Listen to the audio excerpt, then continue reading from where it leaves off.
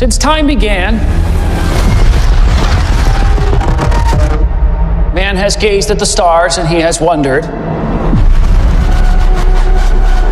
am I alone?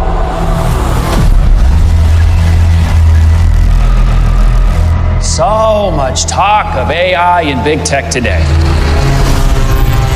Virtual worlds, what are they going to look like? When will we get there? Well, folks, we're not going there. They are coming here. I would like you to meet Ares, the ultimate soldier. He's biblically strong, lightning fast, supremely intelligent. And if he is struck down on the battlefield,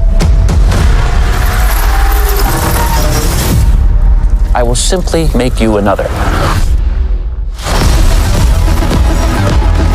You think you're in control of this? You're not.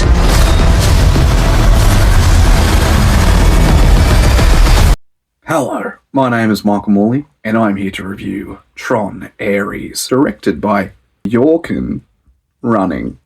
Mankind encounters AI beings for the first time when a highly sophisticated program, Ares, leaves the digital world for a dangerous mission in the real world. This stars Jared Leto, who plays a AI program who basically double crosses with the new owner who owns the AI tech that was his grandfather's. The grandson, played by Evan Peters, who runs this new technology and wants to make this in the real world. Like, he wants to bring these AI characters, these AI game characters, as real beings in the real world. The problem is he can only have them in the real world for half an hour, 29 minutes, and then they just die and evaporate. And he has to recreate them, and then it starts the process all over again. Jared Leto is this AI character. He is this being that doesn't eat, doesn't sleep, doesn't need to basically do anything that a human being does, but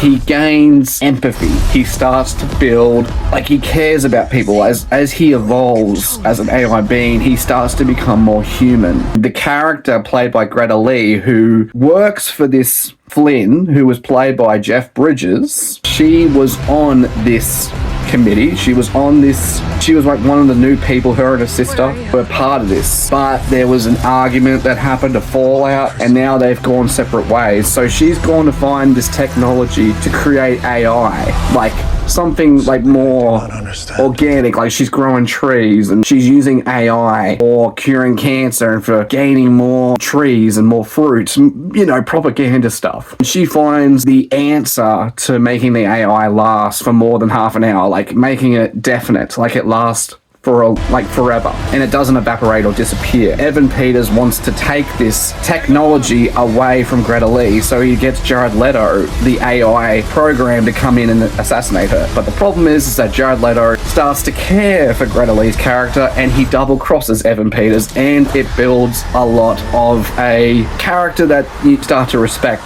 this AI program character that Jared Leto plays. As he evolves and becomes more human, he actually becomes a much more interesting character. Because he gains empathy, you start to like him. And because Greta Lee is the good character and Evan Peters is the bad character, Jared Leto is like the bad guy that's learning that he's on the wrong side and he wants to go on the right side. Problem is that he only has 29 minutes. He's gone. And Evan Peters is like, I will not give you another chance. I will not rebuild you ever again. So Greta Lee gives him an opportunity to become definite, like to become a human. But he has to enter into the old AI world where Jeff Bridges is to make this happen. Without spoiling it, it was a pretty good film. Decent. It had a decent story. It wasn't like a follow-up, but to me this felt like a spin-off. But people go, were the two films canon? Yes, the first two movies are canon. They are mentioned in this movie, but it's not a direct sequel. Most of these characters are completely new. These are completely new characters. The only character that's returning is Jeff Bridges. He is there for a moment. He has a great scene in the movie. I can honestly say that these characters are a bit kind of, you know, they're a bit generic, but they're they're good actors that are playing these roles. Gillian Anderson plays Evan Peters' mother.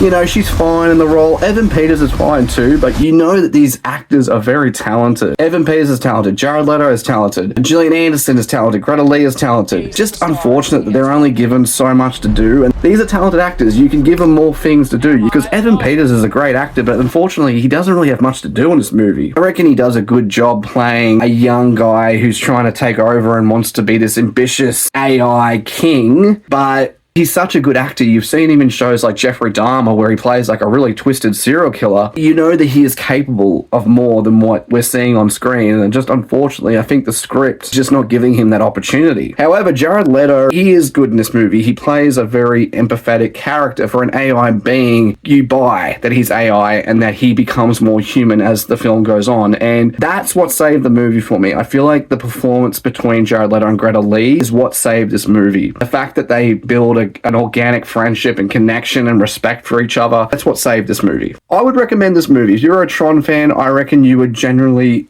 be happy that they're expanding the lore, they're expanding the universe, they're not pigeonholing it with just the Jeff Bridges story and his character and the son like in the second movie. They're expanding it and giving it a more bigger, broader scale with new characters to span this AI gameverse that Jeff Bridges created in the first movie, and now it's becoming like this AI machine. 7 out of 10.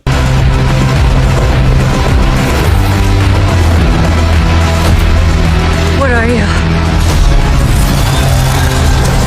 I'm looking for something.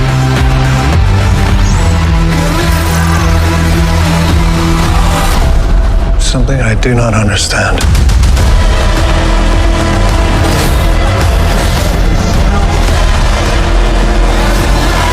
Hang on! A malfunctioning program who wants to live. Why is that? It's just a feeling. Fascinating.